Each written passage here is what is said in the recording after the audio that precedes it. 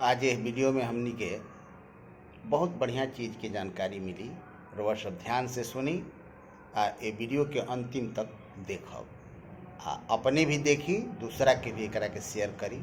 बहुत बढ़िया चीज़ एकरा में जानकारी बा, आपके सुनल जावे के खूब बढ़िया चीज़ बा। जैसे पैर आपके बा, ये पैर के देख के बहुत कुछ आपके शरीर में का कमी बा, कौना तरह की बीमारी बा, एकरा बारे में भी जानकारी कईल जा सकेला। तो जैसे पैर में अगर सूजन बा, तो दोनों पैर में सूजन बा, तो आपके समझ जाए कि लीवर में, किडनी में, चाहे आपके हृदय में कोनो तरह के तकलीफ बा, एकदम निश्चित रूप से।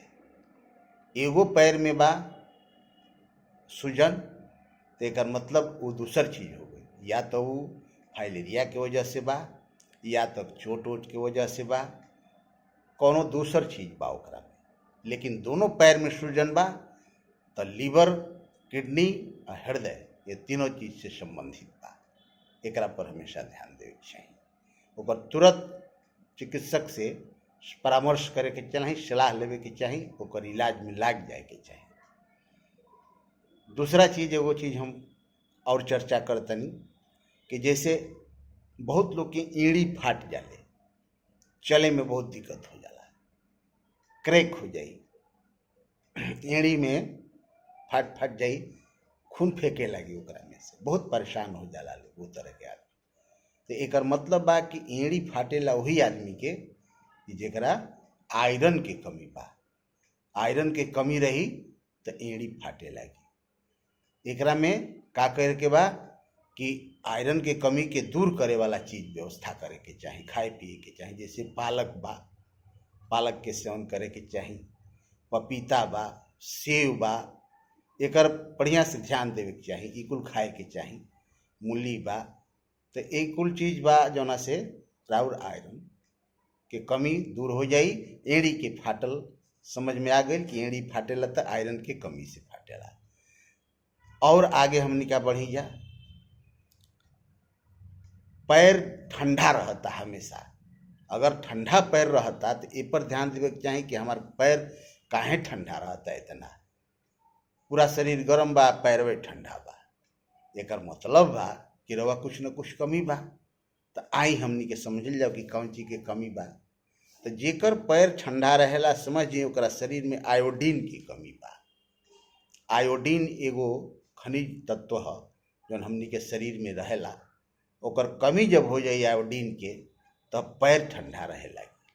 तो आयोडीन के कमी के दूर करे खातिर के बहुत बढ़िया चीज़ बा जौन एगो मुनक्का आवेला, ओमे काला मुनक्का भी बा, बहुत बढ़िया ओकरा में आयोडीन के स्रोत है। एकरा बाद में रवा आलू के अगर पका के खातनी, आलू पका के आग में, तो ओकरा से भी बहुत बढ़िया आयोडीन के पूर्ति होला।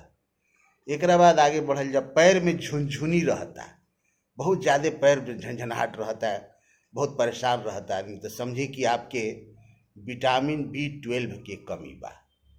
तो एकरा खातिर के बहुत बढ़िया चीज़ बा जौन हल्दी वाला दूध के प्रयोग करे के चाही। बाकी चिकित्सक से परामर्श लेके विटामिन B12 के कमी के दूर करे के चाही। एकरा बाद आगे बढ़ी जा हमनी के कि पैर के मांसपेशी में ऐंठन रहेला, पैर में ऐंठन रही, तो ये ऐंठन रहेला। एकरा में कारण ई बा कि सोडियम के कमी बा आपके शरीर में, सोडियम कम बा आपके शरीर में। एकरा खातिर के अधिक से अधिक नमक के सेवन करे के चाही ताकि पैर में ऐंठन दूर हो जाए।